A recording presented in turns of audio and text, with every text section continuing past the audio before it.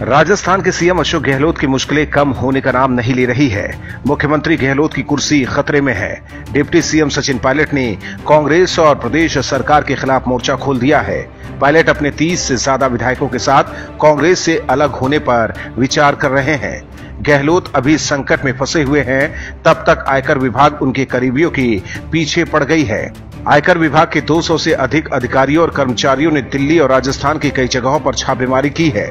ये छापेमारी अशोक गहलोत के करीबी धर्मेंद्र राठौड़ और राजीव अरोड़ा के ठिकानों पर की गई है। धर्मेंद्र राठौड़ को भी सीएम अशोक गहलोत का करीबी बताया जाता है। सूत्रों के मुताबिक राजीव अरोड़ा और धर्मेंद्र राठौड़ से देश के बाहर किए गए ट्रांजैक्शन के बारे में पूछताछ की जा रही है। वहीं सीएम अशोक गहलोत के बेटे वैभव गहलोत के बिजनेस पार्टनर रविकांत शर्मा पर ईडी ने छापेमारी की है। रविकांत शर्मा से विदेश से आए करोड़ों रुपए के बारे में पूछताछ की गई है। वहीं आयकर विभाग की छापेमारी पर बीजेपी और कांग्रेस में एक बार फिर जंग छिड़ गई है। बीजेपी प्रवक्ता संबित पात्रा का कहना है कि कोरोना के कारण आयकर विभाग ने छापेमारी रोकी थी, अब फिर से आयकर विभाग कार्रवाई कर रही है। इस छापेमारी और राजस्थान के सियासी संकट का कोई लेना देना नहीं है। आयकर विभाग की टीम ने जिन राजीव अरोड़ा के ठिकानों पर छापेमारी की है, वो राजस्थान कांग्रेस का आर्थिक मैनेजमेंट भी देखते हैं। वहीं इस छापेमारी के कई सियासी मायने निकाले जा रहे हैं। कांग्रेस बीजेपी पर गहलोत सरकार को अस्थिर करने का आरोप लगा रही है। हालांकि कांग्रेस जो भी आरोप लगा रही हो, लेकिन आयकर विभाग की छापेमारी में कुछ निकल कर सामने आता है तो फिर गहलोत की गर्दन पर भी तलवार लटक सकती है। राजस्थान में सियासी घमासान थमने का नाम नहीं ले रहा है। डिप्टी सीएम सचिन पायलट बगावती तेवर अपनाए हुए हैं। पायलट अपने विधायकों के साथ दिल्ली में बैठे हैं, जिसके बाद गहलोत की सरकार पर खतरा मंडराने लगा है।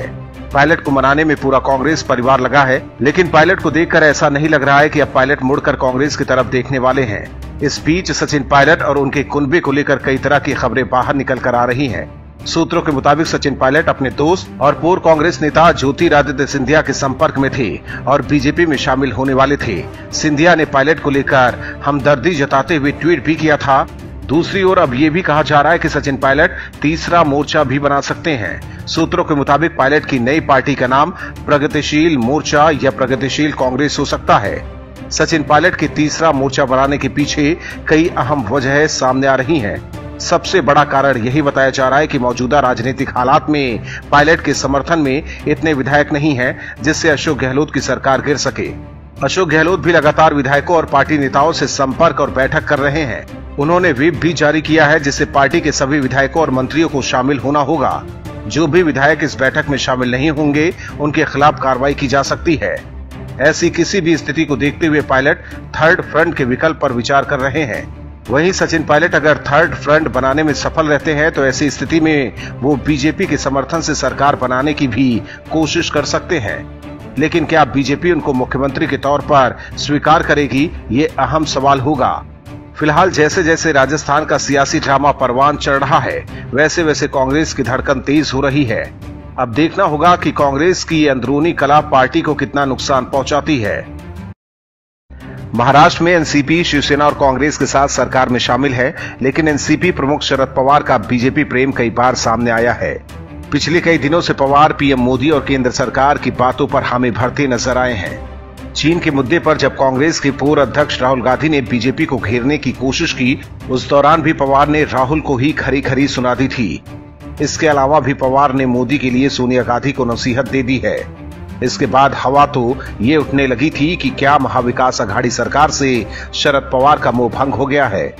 वहीं मोदी सरकार में राज्य मंत्री रामदास आठवले ने पवार को एनडीए में शामिल होने का सुझाव दिया है। आठवले ने कहा है कि इससे देश और महाराष्ट्र दोनों का विकास होगा। शरद पवार के साथ आने पर महाराष्ट्र में बीजेपी, एनसीपी और आरपीआई का महागठबंधन बनेगा। महाराष्ट्र के राज्यसभा सदस्य और एनडीए के सहयोगी दल रिपब्लिकन पार्टी ऑफ इंडिया के राष्ट्रीय अध्यक्ष आठवले ने कहा कि शिवसेना को सपोर्ट करने में एनसीपी को कोई फायदा नहीं है। महाराष्ट्र के विकास के लिए केंद्र से ज्यादा पैसा मिलना चाहिए, इसलिए शरद पवार को एनडीए के साथ आने पर विचार करना चाहिए।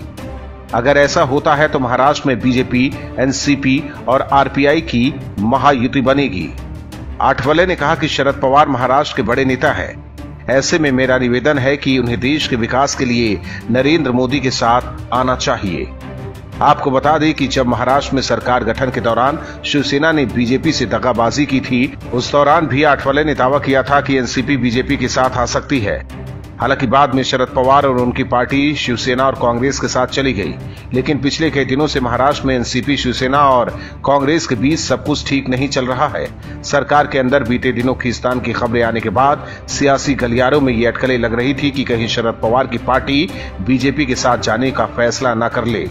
हालांकि एनसीपी ऐसी खबरों को अब तक खारिज करती रही है, लेकिन मोदी सरकार के मंत्री और महाराष्ट्र के राज्यसभा सदस्य रामदास आठवले की ओर से पवार को एनडीए में आने का सुझाव देने से सियासी सरगर्मी एक बार फिर बढ़ गई है।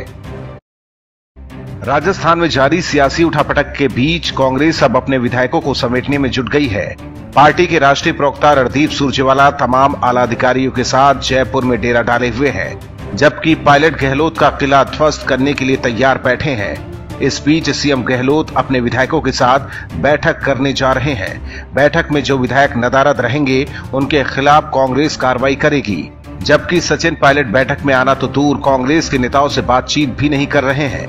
उन्होंने साफ शब्दों में कह दिया है कि वो बैठक में शामिल नहीं होंगे, जबकि कांग्रेस पायलट को मनाने में जुटी है। उधर रणदीप सुरजेवाला ने अपील की कि कांग्रेस के तमाम विधायक, मंत्री सीएम की ओर से बुलाई गई बैठक में हिस्सा ले। यही राजस्थान की जनता की जनसेवा का परिचय होगा। उन्होंने कहा है कि अपनी ही पार्टी को कमजोर करना या बीजेपी को खरीद फरोख्त का मौका देना ये सही नहीं है।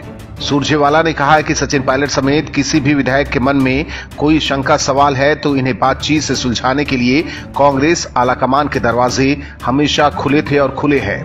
मिलकर बातचीत करें और सोनिया गांधी और राहुल गांधी के नेतृत्व में इसका समाधान निकाल लेंगे। वहीं सुरजेवाला ने कहा कि सचिन पायलट की ओर से अभी तक ऐसा कोई बयान नहीं आया है कि उनके पास कितने विधायक हैं या वो कुछ विधायकों के साथ कांग्रेस से अलग होना चाहते हैं। सुरजेवाला ने बीजेपी पर भी निशाना साधा है। कहा है कि बीजेपी के 3 अग्रिम विभाग है, आयकर विभाग, ईडी और सीबीआई। जब भी लोकतंत्र की हत्या करनी होती है तो ये तीनों आगे आ जाते हैं। राजस्थान में भी ये तीनों कांग्रेस के पदाधिकारियों को परेशान कर रहे हैं। बीजेपी पैसों के दम पर राजस्थान के बहादुर विधायकों को खरीद नहीं पाएगी। हालांकि कांग्रेस अपने कुनबे को ढहता देख बीजेपी पर कितना भी आरोप लगा ले, लेकिन सच तो यही है कि कांग्रेस में युवाओं, नेताओं की उपेक्षा और गांधी परिवार के तलवा चाटने वाले को सीएम की कुर्सी पर विराजमान कर देना कांग्रेस की बड़ी भूल है, जिसका नतीजा है कि पायलट और सिंधिया जैसे लोग कांग्रेस का साथ छोड़ रहे हैं। राजस्थान में सियासी ड्रामे के बीच अब कांग्रेस के अंदर से ही आवाज उठने लगी है। कांग्रेस के वो नेता अब बोल उठे हैं जो सदियों से गांधी परिवार की चापलूसी कर सत्ता की मलाई खा रहे हैं। उनमें कपिल सिब्बल से लेकर शशि थरूर, दिग्विजय सिंह शामिल हैं। पिछले कई दिनों से ये सभी पार्टी के खिलाफ एक स्वर में आवाज उठा रहे हैं और अब पूर्व वित्त मंत्री पी चिदम्बरम के बेटे कार्ति चिदम्बरम ने भी पार्टी के खिलाफ चिंता जताई है। कार्ति चिदम्बरम ने ट्वीट किया है कि क्यों गूगल एक सफल कंपनी है, क्योंकि इसने संस्था के अंदर कभी प्रतिभा को नहीं रोका, इससे सीख लेनी चाहिए। कार्ति ने साफ तौर पर कांग्रेस के वरिष्ठ नेताओं पर निशाना साधा है। दरअसल कांग्रेस ने पहले एमपी में ज्योतिरादित्य सिंधिया को साइडलाइन कर सोनिया गांधी के करीबी कमलनाथ को सीएम बनाया। उसके बाद राजस्थान में भी सचिन पायलट को तवज्जो न देकर सोनिया गांधी ने अशोक गहलोत को कुर्सी थमाया। तब से ही कांग्रेस में सिंधिया और पायलट ने बगावती तेवर अपनाए हुए हैं। सिंधिया ने तो पार्टी छोड़ बीजेपी ज्वाइन कर ली है, वहीं पायलट अब सिंधिया की राह पर है। इससे पहले कांग्रेस पार्टी के वरिष्ठ नेता कपिल सिब्बल ने ट्वीट किया कि मैं अपनी पार्टी के लिए चिंतित हूं। क्या हम तभी जागेंगे जब हमारे अस्तबल से सभी घोड़े निकल जाएंगे। वहीं सांसद शशि थरूर ने कहा कि मैं बहुत गहराई से विश्वास करता हूं कि हमारे देश को एक उदार पार्टी की जरूरत है। उन्होंने कहा कि गणतंत्र के संस्थापक मूल्यों में विश्वास रखने वाले सभी लोगों को कांग्रेस को मजबूत करने के लिए काम करना चाहिए। हालांकि सिब्बल थरूर जो आज राजनीतिक उपदेश दे रहे हैं, सही मायनों में कांग्रेस का बेड़ा गर्क करने में इन लोगों का ही हाथ है। अब जब कांग्रेस का सफाया हो रहा है तो इनकी चिंता बढ़ती जा रही है और ये लोग कांग्रेस आलाकमान को नींद से जगाने की कोशिश कर रहे हैं। अब सवाल है कि क्या कांग्रेस के बड़े नेता गांधी वाड्रा परिवार से तंग आ गए हैं। राजस्थान में सियासी घमासान थमने का नाम नहीं ले रहा है। पायलट और गहलोत की लड़ाई अपने चरम पर है। गहलोत की सत्ता को बचाने के लिए कांग्रेस का कुनबा राजस्थान में डेरा डाले हुए है। वहीं कांग्रेस पायलट को भी मनाने की पूरी कोशिश कर रही है। अब सचिन पायलट के बचाव में और राजस्थान में मचे राजनीतिक उथल पुथल पर पायलट की पत्नी भी मैदान में कूद गई हैं। दरअसल सचिन पायलट की पत्नी सारा पायलट ने एक ऐसा ट्वीट किया है जिससे हंगामा मच गया है। इस ट्वीट में सारा ने अशोक गहलोत को निशाने पर लेते हुए उन्हें जादूगर बताया है और कहा है कि वो जगह जगह घूमकर जादू दिखाते हैं। सारा पायलट ने अपने ट्वीट में लिखा कि बड़े बड़े जादूगरों के पसीने छूट जाते हैं जब हम दिल्ली का रुख करते हैं। इसके अलावा सारा पायलट ने एक और ट्वीट किया। दूसरे ट्वीट में उन्होंने लिखा कि सहन करने की हिम्मत रखता हूं तो तबाह करने का हौसला भी रखता हूं। सारा के इस ट्वीट को अब अशोक गहलोत से जोड़कर देखा जा रहा है। माना जा रहा है कि इस ट्वीट में सारा ने अशोक गहलोत को ही जादूगर बताया है। वहीं राजस्थान में अभी भी सियासी पेच फंसा हुआ है। पायलट कांग्रेस में जाने को तैयार ही नहीं है। दूसरी तरफ पायलट और सिंधिया की भी बातचीत हुई है। हालांकि पायलट अपनी जहाज कहां उड़ाएंगे ये भी तय नहीं हो पा रहा है। बस राजनीतिक बाजार में कयासों का सिलसिला ही चल रहा है।